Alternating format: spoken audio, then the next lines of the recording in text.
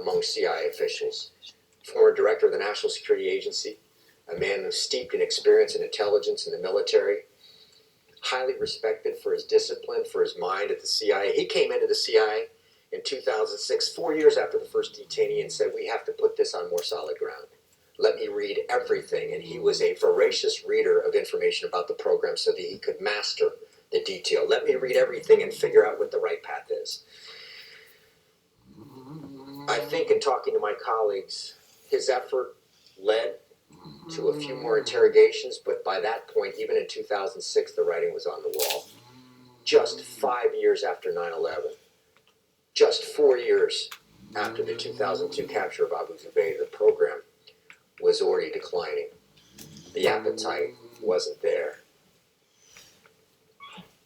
Hayden asked questions about what worked, what didn't. Waterboarding was dropped. The interrogator said, we don't think, despite all the national conversation about this, we don't think this is the most significant technique we have, and we don't think we need to use it anymore. Sleep deprivation, for example, again and again comes up as a technique that was successful. People don't like to be tired, and they start to lose their will to not speak. So Hayden scaled back the program. There are more and more conversations with the Department of Justice. Sometimes the program was shut down, including by Director Tenet before, because Department of Justice officials were starting to scale back on their original opinions. Every time they scale back, CIA leadership a couple of times rightly said, if you want to change the documentation, we're not moving till you change it. We don't move without paper. And that paper has to explain how what we're doing is in compliance with the Constitution and U.S. federal law. But the writing was on the wall. And then, of course, George Bush made his announcement, famous announcement, and said, we have these prisoners. There were these black sites, and we're transitioning them to Guantanamo, where some of them, including Khalid Sheikh Mohammed, still are.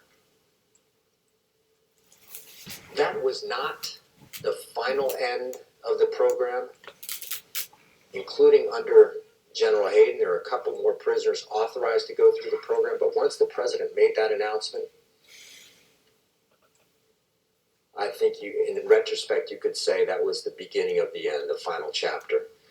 Now widely reported, some CIA officers went to brief President-elect Obama on what the program was, and shortly after the president came to office, he said that the United States had committed what he called torturing some folks. I think the colleagues I spoke with bristled at that for a simple reason. Every president has the right to change policy, but we had been told, and this is a lesson of covert action from the beginning of time, we had been told by one administration that this is not only the policy of the land, but this complies with the law of the land, and then told that what you did doesn't comply with the law of the land, and doesn't comply with basic values that we all signed up for. That was painful, and the program was done. I did spend time with every one of the individuals I spoke with. Some of them had unique questions because of their jobs. Interrogators, I asked about interrogations. Senior managers, I asked about, including I interviewed 2, 3, 4 CIA directors, most of whom I knew, about White House deliberations, but I asked some common questions of all of them, which is the final piece of the book, ethics and reflections.